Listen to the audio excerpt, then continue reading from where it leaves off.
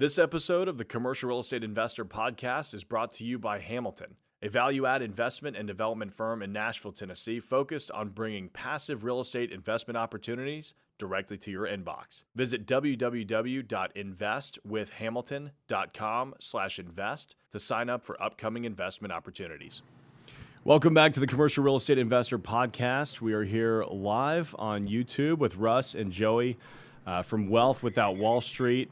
I was just on their podcast a couple of weeks ago talking about commercial real estate. They've got a pretty interesting mastermind and program over there that y'all should definitely go check out. And today we're going to be talking about investing as a limited partner or a silent partner in real estate syndications. That was part of the conversation that came up with them when we were chatting last, that they had some experience doing that. And I figured that might be a pretty good conversation for us to have, since a lot of you all are either exploring that or you're looking at bringing on limited partners into your own investments.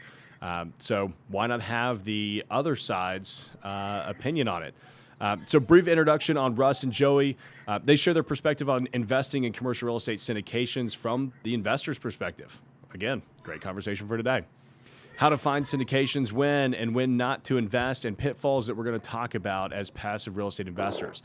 The duo run Wealth Without Wall Street, which is an online community that seeks to re-educate business owners and families on how money truly works. Their goal is to teach people how to enhance savings, increase cash flow, and create passive income, all without the help of Wall Street. So I'm assuming you guys are very much against stocks and bonds. I definitely want to touch on that today. The secret to doing this is having your money work for you, not someone else. Russ, Joey, how you guys doing today? Man, we're great. We're great. I hope you don't mind. Our families are involved in every one of our podcasts in some shape or form. So just why not? Like, pre-warn you. I can listen to Joey's family in the background right now. And before you know it, my son Ryan's going to come in here. So I hope that's cool with everybody. But man, let's get him on the show. Tyler. Yeah, thank you for having us on. Excited to talk about this and to share our viewpoints as it relates to this area. This is something that we're passionate about, teaching people how to become financially free, people who want to be financially free, people who want to do it without paying their house or using stupid 401ks, other things like that. I want to talk about what strategies we've used and the people that we work with use to become financially free, and thank you for having us. Yeah, absolutely. So I guess let's start. Either one of y'all can kind of kick it off first, but when did y'all start investing in real estate? Well, I can tell you this. Go ahead, Russ. Well, the first deal I did, man, Tyler, I had the greatest experience possible investing in real estate. So I was working actually as a certified financial planner inside a typical financial planning office. And one of my business partners come to me and says, hey, we just got finished renovating a 40-unit complex, turning them into condos. We want to bring you in on the deal. And I'm like, that's pretty cool. He's like, yeah, here's actually the thing is that I sold all the units. And one of the units that I sold actually came back to me on a foreclosure. I've made all the money I want to make in the deal. I'll sell it to you at cost. I was like, perfect. Sounds great. Pretty nice. Yeah. He's like, and even to make it one step better, I even already have a renter in the unit for you. Now, wow. I'm going to go ahead and tell you up front that it's not like really cash flowing, but I just wanted to get it rented. And then, the lease will come up and then you can bring a person there and cash flow. But you're going to buy it. It's at $85,000 right now. There's already units in this complex selling for $115,000, $120,000, $125,000. I thought, man, real estate investing is so easy. Now, I bought this property. Famous last words. I bought this property in March of 2007. So a couple things happened shortly thereafter, right? Like one, the university, because I was in a college town, they built about 1,500 units and basically promoted that to all the incoming freshmen, which, crushed the market. Yep. Secondly, this little thing called the Great Recession hit. And a lot of the people out there who were selling real estate and everything kind of had a recalculation. So my $85,000 unit that was not cash flowing went to a 6-month vacancy as soon as that tenant lease was up. And the property that was worth $125,000 now was worth $60,000. And I got to enjoy that for about 15 years, that one property. That was my first entree into real estate investing. Such an amazing deal. What did you end up selling that for? I actually ended up selling it for, let's see, $91,000 in 2019. There you go. Look at that. That's what I'd say that all the time. It's only a loss if you actually sell when it's down, right? Like you might not have gained a lot of money, but yeah, exactly. I eventually, it's like a bad haircut, right? Just stick it out long enough. I mean, that's what I keep telling myself. I've had the same haircut since I was in high school. Like eventually it's going to come back in style. That's it, man. That's great. Joey, what about you? So I am an accidental investor. And I always say this was a terrible investment until it was a great investment. I bought my first house that my wife and I lived in 2004. And it's a little condo, 2-bedroom, 2-bath. And about 18 months after we moved in, we realized it was way too small. We started to have our first child come on the way. And we were like, just getting the stuff in the second bedroom, realized like before the baby's even here, there's no way we can fit in here. And so we moved out and I started renting it. But because I didn't buy it as an investment property, it was cash flowing like maybe $50 to $100 a month. It was nothing. Boom. It was, and then you add in the fact the AC goes out, something else goes wrong down the road. I never made any money on this unit. But in the meantime, I overbought. Right? I bought way at the high end of what the value was. And so it lost value, couldn't sell it, had to rent it for as long as I could. And then fast forward to 2020, Russ and I get this crazy idea to start a short-term rental business. And here's my little 2-bedroom, 2-bath condo that basically is like the bane of my existence. And I said, Russ, we should at least just try it with this unit. Right. So we renovated it. We put all new furniture in it. And the very first month cash flowed over $2,000. Wow. And I was like, I'm a genius. I'm the best real estate investor ever. No, I was just grateful. And so we kept rocking on. And now we have 27 units in the short-term rental space. So I'm grateful for this little beat down condo that was the bane of my existence. Yeah, man, it was your gateway drug into real estate investing. Exactly. That's awesome. Yeah, we actually kind of did the opposite when 2020 hit. My property management company used to manage short-term rentals as well, and we had 12 3 or 4 bedroom units in the Nashville area, and they were all cash flowing, $8 to $10,000 a month. And all of a sudden went to, grossing $8 to $10,000 a month for the management company. And all of a sudden went to zero in March of 2020. And that coupled with all of the regulation that, the council members and the city is trying to put on short-term rentals now, we were like, you know what, it's too crazy of an environment. We're just going to focus on what we do best. And sometimes I regret moving out of short-term rentals because, man, my friends that still have theirs, they've only got 1 or 2 units, but they make a ton of money off of them. But once you get to 10 or 12, it can be a headache. You've got to have some serious management in place. Yeah, we definitely are adamantly against doing things actively.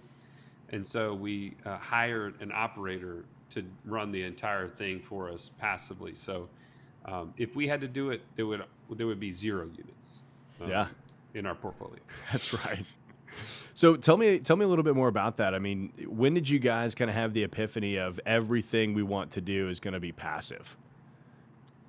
Well, it's interesting. We brought in a COO to come kind of consult with us 3 days a week. What was that, Joey? 2019, 2018? It's probably 2018, yeah. Yeah. We brought him in and said, hey, we've had a lot of success in our mainline business. So our mainline business was basically an insurance business at the time. We focused on a concept called infinite banking. We had just started personally doing, some passive income investing and was starting to build a community online through our podcast and everything else. But it was pretty early on. And he comes in and he says, okay, guys, my job is to come in and help you guys improve efficiency, but also help you get what you want. What is the thing that you want? And both of us, without like skipping a beat, was like, we want more time, right? I mean, I think that that's what most of us want if you really boil it down, because whatever the things are that we may say in place of time, ultimately time is what those things give us, or enjoyment of those things is we have to have time. And he said, okay, great, perfect. So what I need to do is get you more time. So what I need to know first is how much money do you need to make every single year in order for you to have all those things that you want? So then I can back into what do we need to do to scale. And we gave him a number and he said, great, perfect. What did you guys make last year? And we said, it's X plus 1. He goes, okay, well, cool. Then every decision we make from this point forward in your life needs to be, is it going to require any more of your time? If it does, the answer is no. And it was like, okay. And so when that was hard, because that was really early. Again, 2018, we started the podcast in 2017.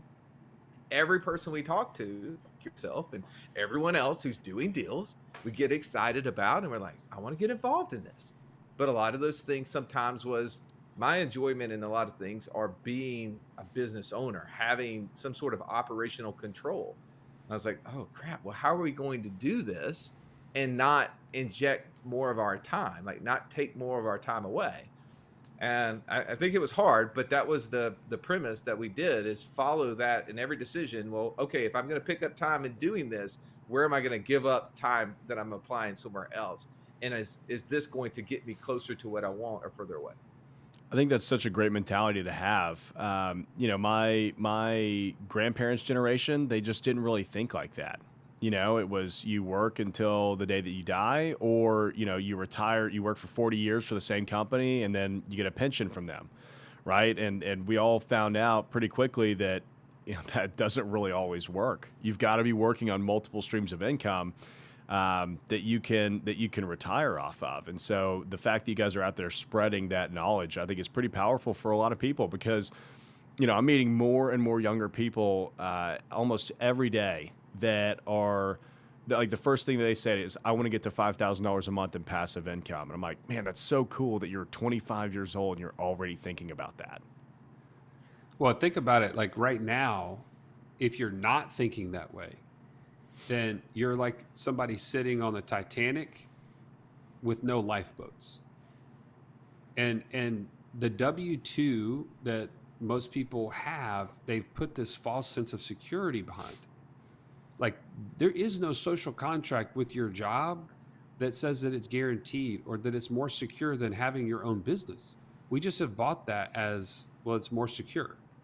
And in this environment, this economic environment that we're in, if you're not creating multiple streams of income, taking that active income and putting it on this other side of the equation to create that passive income, you're literally sitting there with no lifeboats. And that's why we're passionate about that message, and our community is looking continuously for ways to do that and become more free. Yeah, I mean, I think that it's everything. I think about that all the time, right? I mean, I know that I'm not that old, right? But I just turned 30 this year, and for whatever reason, like, that's actually been on my mind a lot more here recently. Is, man, I'm a decade down in my career. Like, what am I going to be focusing on over the next decade?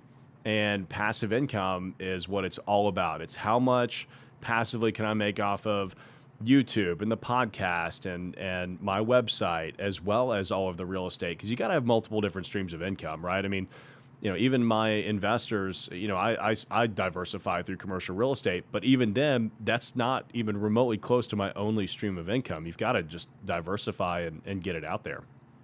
Yeah, I mean, so many people, like we a lot of times will say there's the bad, there's the good, and there's the great. And I think too oftentimes most people are on the bad process, and we beat up on Wall Street, but I think it is deservingly so, is that most people are living this deferred lifestyle where they're deferring taxes, they're deferring enjoyment, they're deferring access to money, and they're deferring rate of return. And it's all upon this process. Well, I'm just going to save enough to where I have this multiple seven figures in an account. And when I get to that point, then I'm going to, call it quits. I'm going to, walk out of my office and never have to go back and live the lifestyle that I've been dreaming of.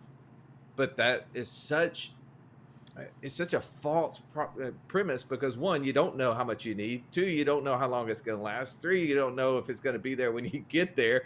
And then lastly, the enjoyment of all these things, typically the things that you want to do now in life will be completely different then. And it's hard to break habits, by the way. Those who skimp in life will never become like not frugal when they get to retirement. Like they're always going to be that way. And I think we train ourselves poorly. And so we live this, what we would say, this bad deferred lifestyle, instead of trying to find ways to improve upon it. Yeah, it's ever since I got into commercial real estate syndication, I guess 3 or 4 years ago, people in my circle all the time, they're like, man, you've got the dream job. You're so lucky you get to go raise capital and do all these investments. And my response is always like, no, I don't have the dream job. You know who has the dream job? My investor that just gave me $500,000 that's going to do absolutely nothing for the next 5 years while I go bust my ass every day to double or triple his money. He's got the dream job. That's what I'm working towards. I want to be an LP. Right. Well, and there's benefits to being an LP, right? Like you start creating that cash flow. You hopefully have the access to the money. You can get some tax benefits along the way. But at some level, you have to figure out the next level, which how do you increase control of that money?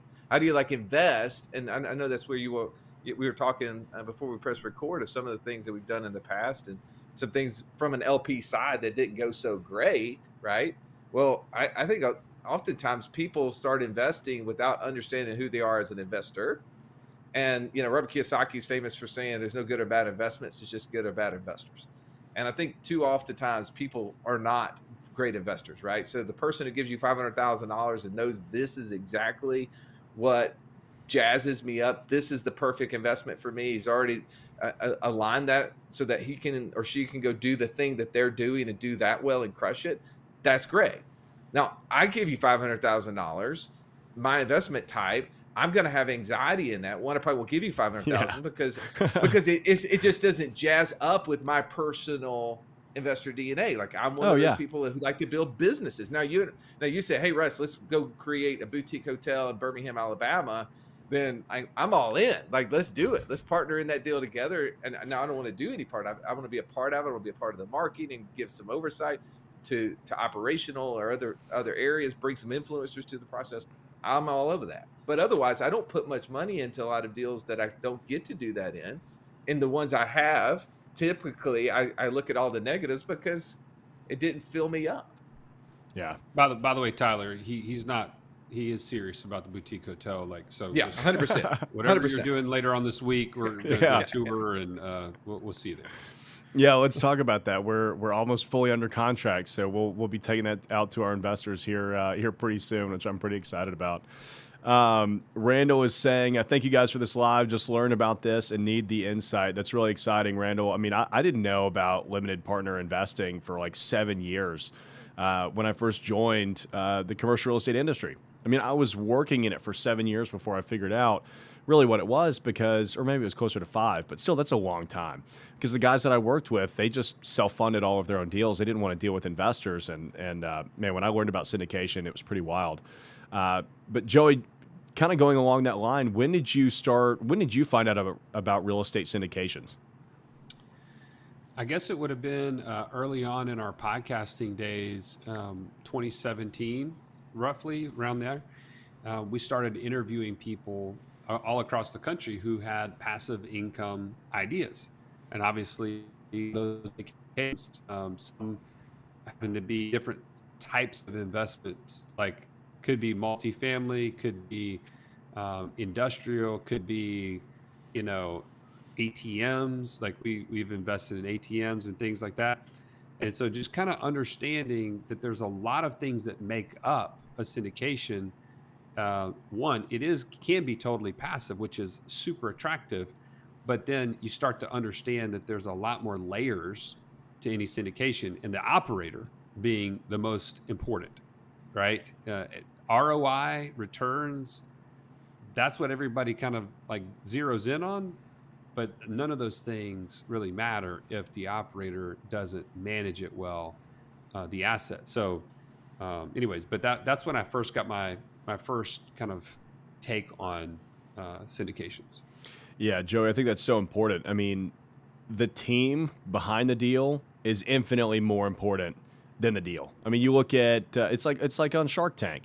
You know, they almost always end up investing in the entrepreneur, not necessarily the product, because maybe the product's okay, they don't know, but they're you know, the sharks are like, I know that you're going to figure something else out, and I want to be here for when you do that next thing. And it's the same with commercial real estate syndications. I mean, at the end of the day, like I mean, are you ever going to see an offering memorandum that has bad projections on it? Absolutely not. That's just not how it works. But you know, you will see good teams take a good deal and make it great. You'll see bad teams take a great deal and make it bad.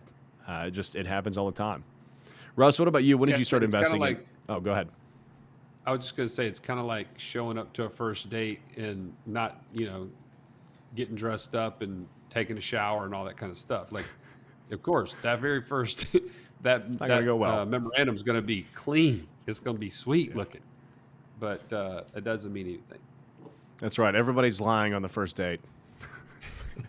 Well, it's easy too, though. Like, I think sometimes as investors, we do get caught up in that process, right? Like you want to talk about it from the LP, the consumer side.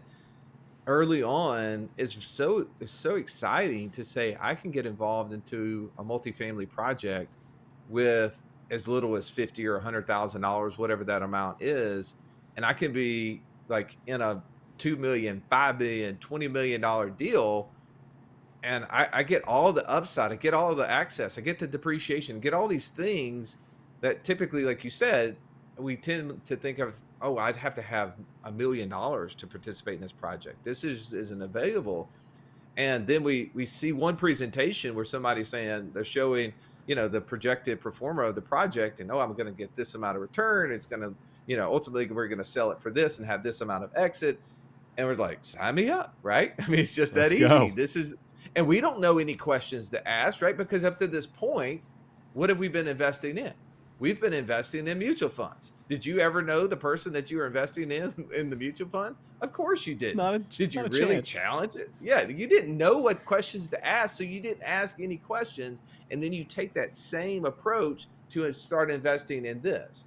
And I think that's where I feel, you know, in the bad habit early on, is I just took my previous investment knowledge and said, I don't want to invest in Wall Street anymore. I want to start creating cash flow. I'm going to invest in alternative assets. And, here's a deal. Here's a group. It was referred to me by someone else that I knew. I liked and trusted them. I said, okay, I'm going to put money in it. And then I was like, okay, Joey, I'm going to do this deal. Would you mind flying with me? I want to go meet these people, right? Like I want to like do a little due diligence, because just like true form, if we do it, we will talk about it.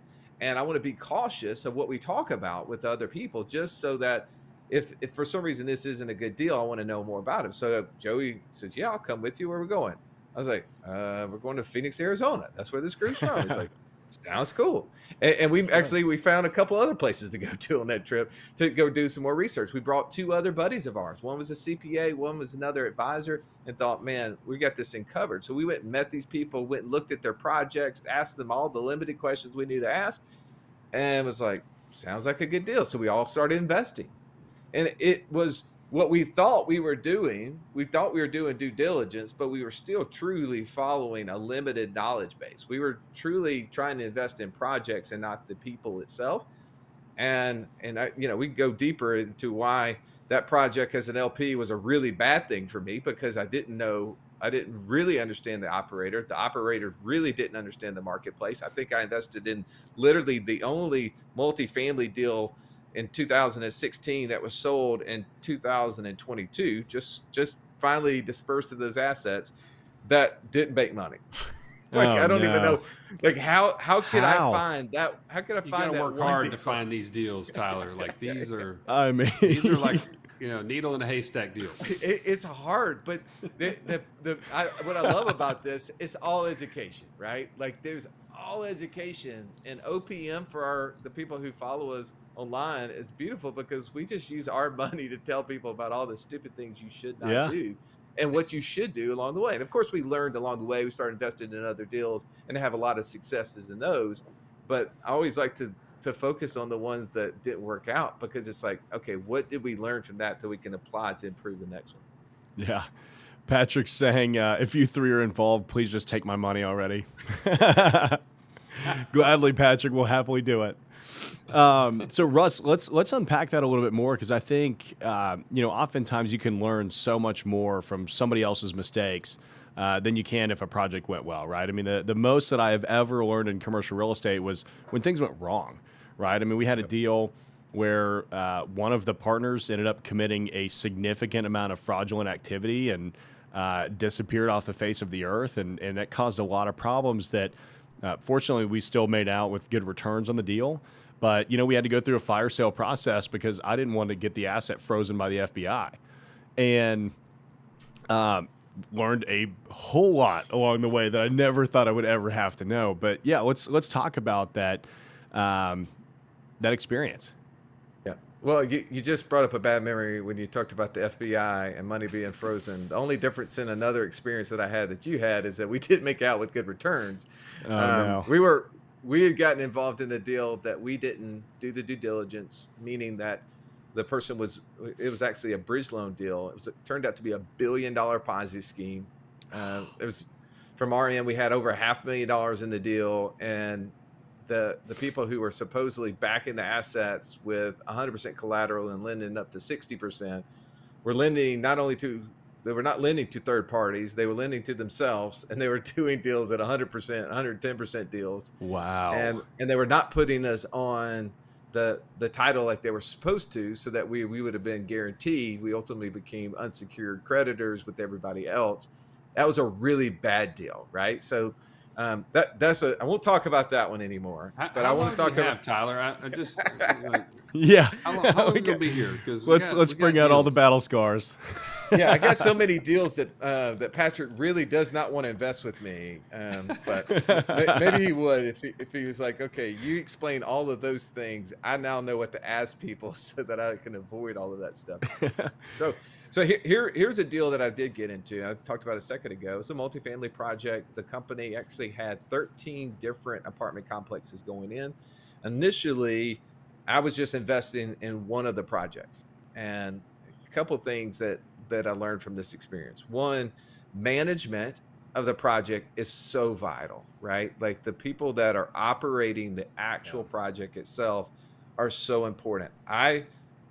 When Joey and I went out and met with these people out in Phoenix, I really actually thought that they were ridiculously smart people. I mean, they had the credentials, they had a decent track record, and it was like, these are the kind of people that I would trust to make the right decisions. The problem they were not the end operator. They were actually farming out the operations to local management teams and assuming that was good. Well, again, I could trust them, but I didn't understand their management capability of the managers of the project. So not only did the local management team fail miserably, that they had to switch them out multiple times because they were steadily in the 60 and 70% occupancy rate, which it's tough to make money in that space, right? Whenever you're at that rate.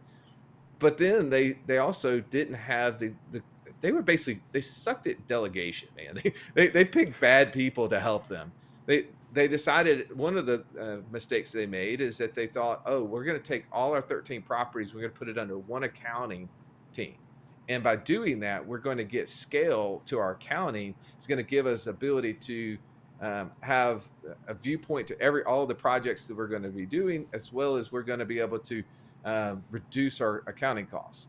I don't know who did the math, but it was not the case. They actually increased their accounting costs significantly and delayed how long it took for us to get access to that information. So we were 3 months behind before we really knew how bad their deals were going. So we as investors were not able to ask real-time questions. Third thing that I dealt with in this is we end up having a fire in the project.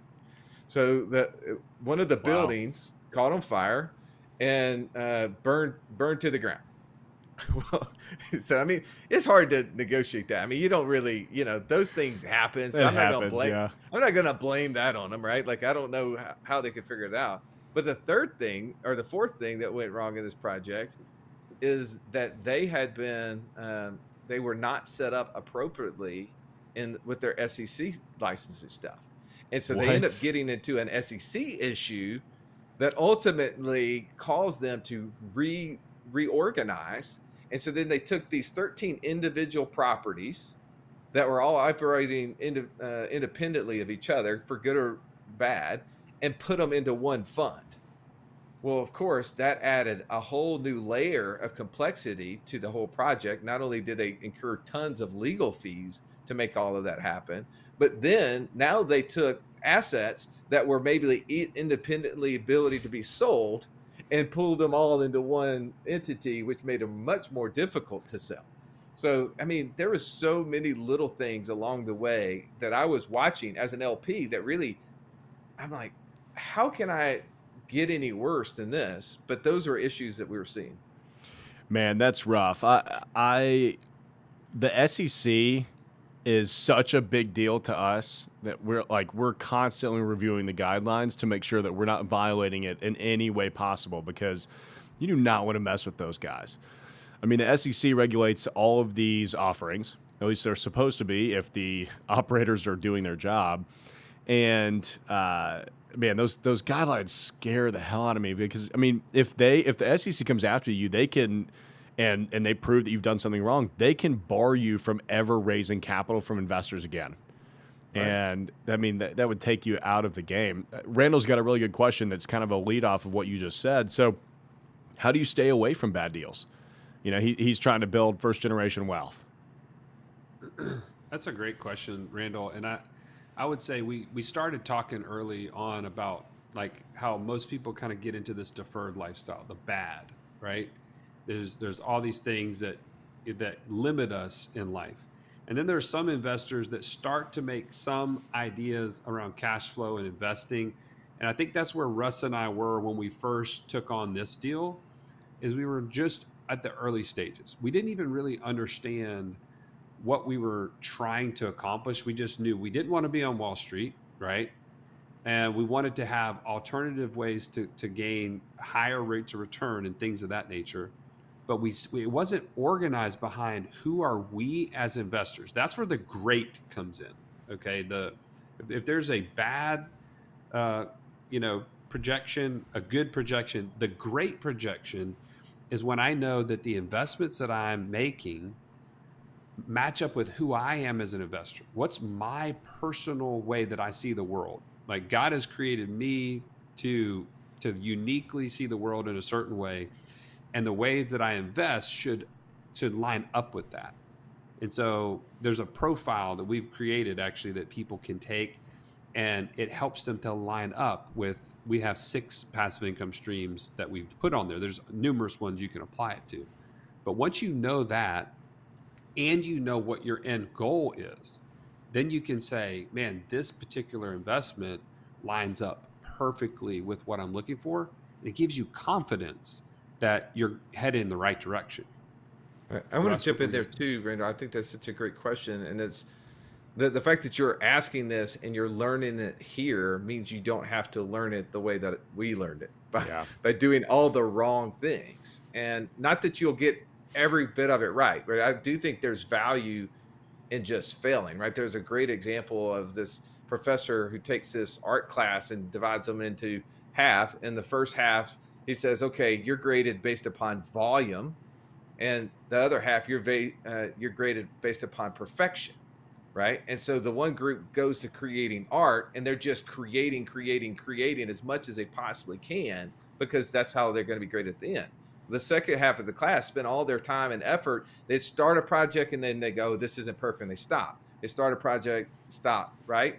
At the end of the year, the group at the beginning with the volume not only created a lot of art, but more importantly, they created the best looking art because they had refined it over and over and over again. So there is value in doing things and improving upon it. Like just waiting to be perfect is not the approach. So please make sure you hear that before we start talking about this.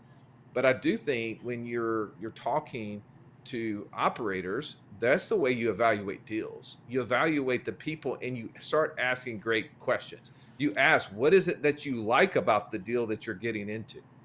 How are you going to manage operational issues as they arise?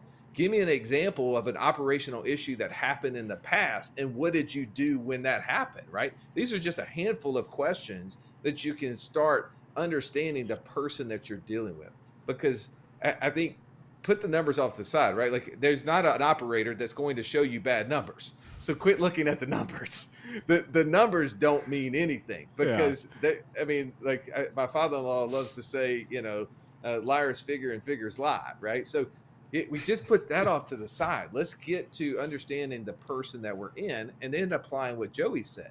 How does the investment apply to who I am? Am I going to be aligned with it? Can I somewhat, at some point in time, add value to it? If I can, then I can improve it. And I think the more we learn about who we are, the more that we can control what we're investing in, and the better that we can understand the people that we're investing with, then that's how we get into deals that probably more have better results, at least, or we understand why they didn't work out, and we can improve upon them for the future ones.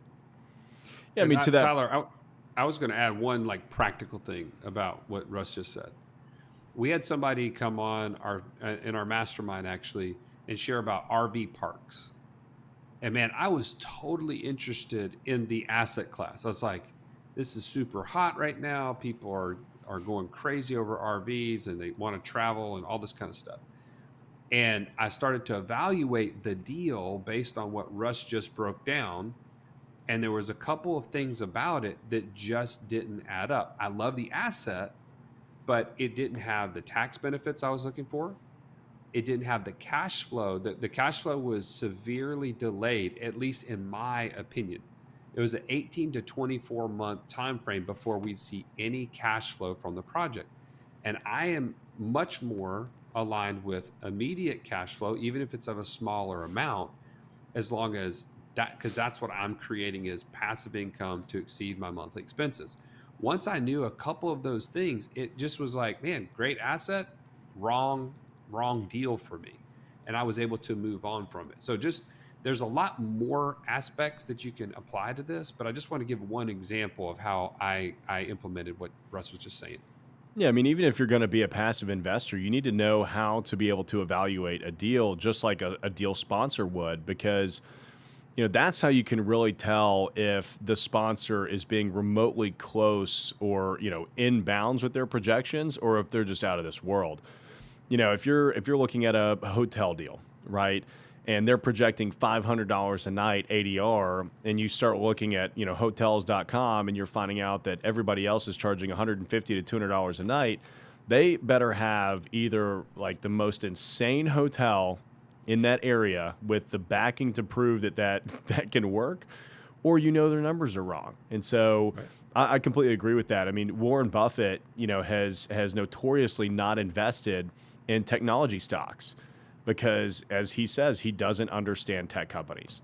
And this is one of the wealthiest men in the world. He invests in, some of the most boring, quote unquote, right, type of businesses, but they make money, and he understands how they work. Yeah. Yeah. The more you know about an investment, the more you understand how it works, you're probably going to ask great questions, right? That's going to allow you to ask better questions. I think too oftentimes we're just investing in things we have no understanding about. So you're like, Tyler just said ADR. Let me Google what that means, right? Yeah, exactly. Because we're in the short-term rental space, I know that means average daily rental, right? The average daily rate. Like, that's going to help me understand. Yeah. Okay, perfect. Well, I'm helping my daughters right now try to create their first entrepreneurial endeavor, and we're looking at doing Turo. And so I was doing the exact same calculation just with a truck. Like, we're looking at buying a truck. And I was thinking, okay, well, what is the average daily rate that we could charge? Well, how do we find that out? Well, we can go on Turo. That's one. And then we can go to Hertz.com and Enterprise.com. We can start searching and seeing what the market's telling us. And then we can start backing into some other calculations, depreciation, maintenance. There's all these other things we have to be able to calculate for, and then say, okay, can we make a return on this? would we enjoy being a part of this process? And that's kind of what you're saying, I believe. Yeah. So you guys have been through the battles, you've gotten the scars. How do you look at these deals now? Just Like in terms of what's any your sort of Yeah, I syndication mean, or what? what's your approach in the syndication? What are you looking out for? Like, what are the last couple of deals that you've invested in? So the last few deals that we've invested in have been more on the business side. So, for instance, we have a land flipping business that we partnered with an operator on a 70-30 split. All the capital is from us, but they have all the internal operations set up themselves, and it just runs without us. But we know that it's constantly being reinvested in through the cash flows created from the note sales from those land deals. Consistently, just continue to build the portfolio. That's something that has been super interesting to us. But we also had a 2 to 3 year relationship with the operator before we ever pulled this thing off. The second thing we mentioned was the short-term rental business. It's been a couple years now since we've done it, but we continue to invest in it because the operator is in place. We invested in terms of training, coaching, and all the systems that it takes to be successful in that so that we could scale. Those are the main two. And then we've gotten into a But Bitcoin fund as well. Well, yeah, there's Go some ahead. other syndications that we've invested in. So technology, I think is something that we're kind of interested in. I mean, part of our creed is that we're going to embrace new technologies and use that in a way that helps our communication with the people that we're interacting with. So it's funny for me to say that and then follow it up with the word ATM, right? Like, and most probably the three of us have probably not taken money out of an ATM very No. frequently for the last 10 years, right? But there's a technology within ATMs that's actually, if you think about what's happening in our economy, right? Like you don't have to watch the news for long to realize immigration is a big issue, right? Well, I don't care which side of the fence you're on. That is a population group that is largely growing in our country. Well, that is an unbanked population, and the ones that do have bank, they're using ATMs to access cash. Yep. That's very frequent. So one of the things that we thought of is, okay, how do we take that market trend and invest in it, as well as there's all sort of technology. I want to go into all the details of how they're doing facial recognition and they're selling advertisements, No, it's and crazy. ATMs have ridiculously improved in their market space. We believe that that's a technology worth investing in. It had some tax benefits that we liked about it. It created cash flow that we liked about it. The second one, and Joey said it right there at the end, is in the Bitcoin space. So we have a relationship with a group that Joey and I bought Ethereum computers, mining computers back in 2017, I believe it was, and have those online. We've got almost 30 between us that have been mining Bitcoin for the last 5 years. And this group that we've been interacting with, and have had one of the sole operators in it come and speak to our mastermind a couple of times. We invested in a syndication that he put together that's actually putting together a Bitcoin mining fund, where they're bringing actually a big, huge storage facility in place at the end of the month. And we've got, I don't know, 100 and something computers going to be mining Bitcoin over the next 5 years. So we're investing through a syndication into a technology we think ultimately, again, you don't have to look very far to say what's an issue that we're dealing with in the economy. We see inflation, right? We see dollar issues. We see countries who are having currency trouble. We believe that there's a need for that, but also we see the back end side of these cryptocurrencies where you have infrastructure through the blockchain. And so we're buying into something that we're buying into people, but we're also buying into something we think has future. And it kicks off a daily cash flow. The cash flow is just not in USD, it's in BTC. Yeah. Oh, I love it. Well, guys, we're coming up on about 45 minutes. If anybody wants to get in touch with you all to discuss infinite banking or wealth without Wall Street, what's the best way for them to find you? So the best way, we have full-time coaches standing by to just have a free coaching call. And that's to go through and say, where are you at right now? How can we help you? Is this a good fit? And to lay out like what your next right step would be in terms of getting to your own financial freedom goals. So you can go to wealthwithoutwallstreet.com/free call. That's wealthwithoutwallstreet.com/free call. and get that 15-minute call set up today. Awesome. Great, guys. I really appreciate the conversation. That was pretty wonderful hearing that side of the experience. Yeah, Sorry for the bad ones you've been through. Hey, follow us for more tips on amazing syndications. Yeah. You know what's funny? One of my buddies, he is a terrible gambler. Loves doing it, but everybody that he teaches how to gamble, whenever they go to the casino, they crush it and make a ton of money. So he's like, I have no idea what I'm doing, but apparently I've got the magic touch with teaching people. I think it's so funny. Yeah, I mean, people ask us all the time, how is it that you guys are the passive income kings and you invest in such deals that screw up so bad?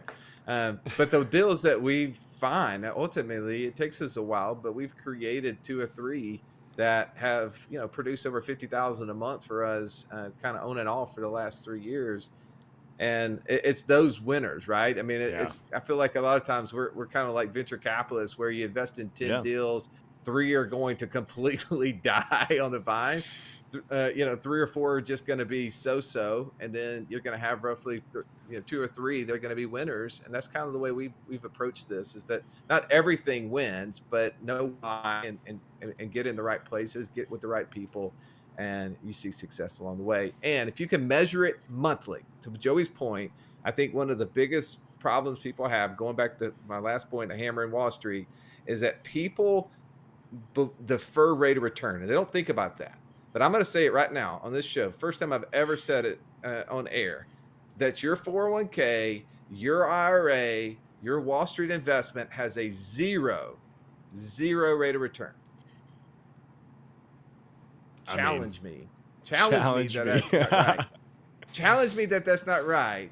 Tell me why that ain't so. Because until you sell it, you got no rate of return. Every single month in every investment that we're in, this kicking out cash flow, I'm calculating a rate of return because it's being sold to some level. Every month I get a check. That's the great thing about investing in technology and businesses and real estate, is that it's appreciating just like stocks and bonds would, right? Or maybe not as much bonds, but definitely stocks, but it's cash flowing. And on some of those, like business and real estate, you get depreciation. Right. It's tough to argue against.